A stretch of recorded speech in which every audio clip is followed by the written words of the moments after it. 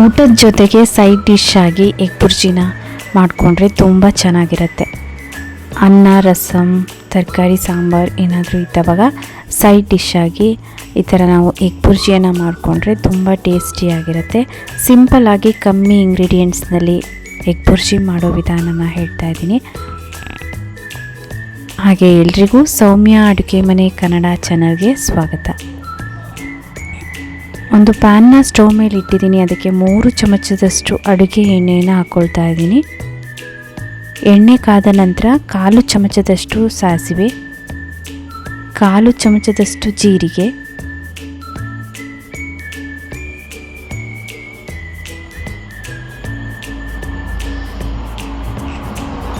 ಸ್ವಲ್ಪ ಹಸಿಮೆಣಸಿನಕಾಯಿ ಅಂದರೆ 3 ಹಸಿಮೆಣಸಿನಕಾಯಿನ ಸಣ್ಣದಾಗಿ ಕಟ್ ಮಾಡಿಟ್ಕೊಂಡು ಹಾಕ್ಕೊಳ್ತಾ ಇದ್ದೀನಿ.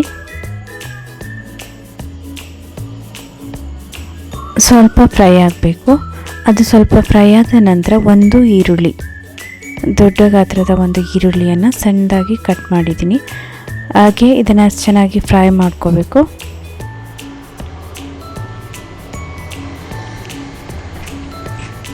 ಸ್ವಲ್ಪ ಉಪ್ಪನ್ನು ಹಾಕ್ಕೊಳ್ಬೇಕು. ಈರುಳ್ಳಿ ಚೆನ್ನಾಗಿ ಬೇಯುತ್ತೆ ಅನ್ನೋ ಕಾರಣಕ್ಕೆ ಬೇಗನೆ ಬೇಯಬೇಕು ಅಥವಾ ಫ್ರೈ ಆಗಬೇಕು. ಹಾಗಾಗಿ ಸ್ವಲ್ಪ ಉಪ್ಪನ್ನು ಸೇರಿಸ್ಕೊಂಡಿದ್ದೀನಿ.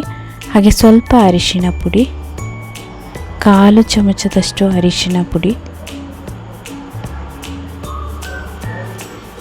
ಈಗ ಸ್ವಲ್ಪ ಕರಿಬೇವಿನ ಸೊಪ್ಪನ್ನು ಹಾಕ್ಕೊಳ್ತಾ ಇದ್ದೀನಿ. ತುಂಬ ಸಿಂಪಲಾಗಿ, ಈಸಿಯಾಗಿ, ಟೇಸ್ಟಿಯಾಗಿ ಮಾಡ್ಬೋದಾದಂಥ ಎಗ್ ಬುರ್ಜಿ ರೆಸಿಪಿ. ನಿಮಗೆಲ್ರಿಗೂ ಈ ರೆಸಿಪಿ ಇಷ್ಟ ಆಗುತ್ತೆ ಅಂದ್ಕೋತೀನಿ. ನೋಡಿ, ಒಂದು ಟೊಮೊಟೊವನ್ನು ಸಣ್ಣದಾಗಿ ಕಟ್ ಮಾಡ್ಕೊಂಡು ಹಾಕ್ಕೊಂಡಿದ್ದೀನಿ. ಟೊಮೊಟೊ ತುಂಬ ಬೇಯಬೇಕು ಅನ್ನೋದೇನಿಲ್ಲ, ಸ್ವಲ್ಪ ಬೆಂದರೆ ಸಾಕು. 3 ಮಿನಿಟ್ಸ್ ಟೊಮೊಟೊ ಬೆಂದ ನಂತರ ಮೊಟ್ಟೆಯನ್ನು ಹಾಕ್ಕೊಳ್ಬೇಕು. ನಾನು 5 ಮೊಟ್ಟೆಯನ್ನು ಹಾಕ್ಕೊಳ್ತಾ ಇದ್ದೀನಿ. ನಿಮಗೆ ಈ ರೆಸಿಪಿ ಈಸಿ ಇದ್ದು ಇಷ್ಟ ಆಯಿತು ಅಂತ ಅನಿಸಿದ್ರೆ ನಿಮ್ಮ ಫ್ರೆಂಡ್ಸಿಗೆಲ್ಲ ಈ ವಿಡಿಯೋನ ಶೇರ್ ಮಾಡಿ.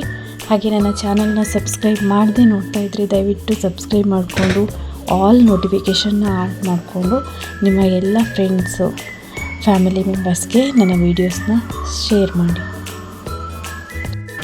ನಾನು 5 ಮೊಟ್ಟೆ ಹಾಕಿ ಎಗ್ ಬುರ್ಜಿನ ಮಾಡ್ತಾಯಿದ್ದೀನಿ.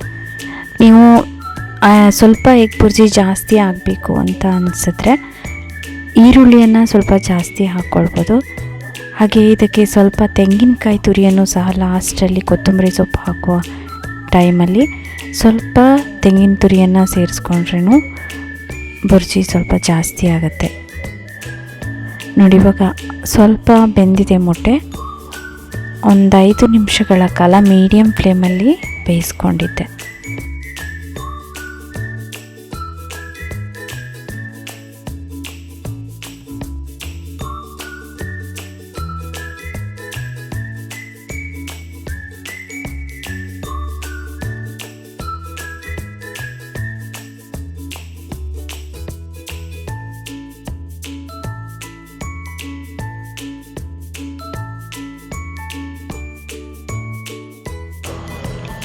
ನೋಡಿ, ಇವಾಗ ಇದಕ್ಕೆ ನಾನು 4 ಹಸಿಮೆಣಸಿನ್ಕಾಯಿಯನ್ನು ಹಾಕಿದ್ದೀನಿ.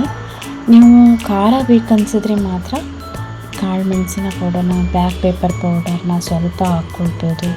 ಹಾಗೆ ಸ್ವಲ್ಪ ಗರಂ ಮಸಾಲೆಯನ್ನು ಸೇರಿಸ್ಕೊಳ್ತೀನಿ. ನಿಮಗೆ ಖಾರದ ಅವಶ್ಯಕತೆ ಇಲ್ಲ ಅಂತ ಅನಿಸಿದ್ರೆ ಅಷ್ಟರಲ್ಲೇ ಈ ಖಾರದ ಮಸಾಲೆ ಐಟಮ್ಸ್ನ ಹಾಕ್ತೀನಿ, ಹಾಗೆ ತಿನ್ಬೋದು, ತುಂಬ ಚೆನ್ನಾಗಿರುತ್ತೆ.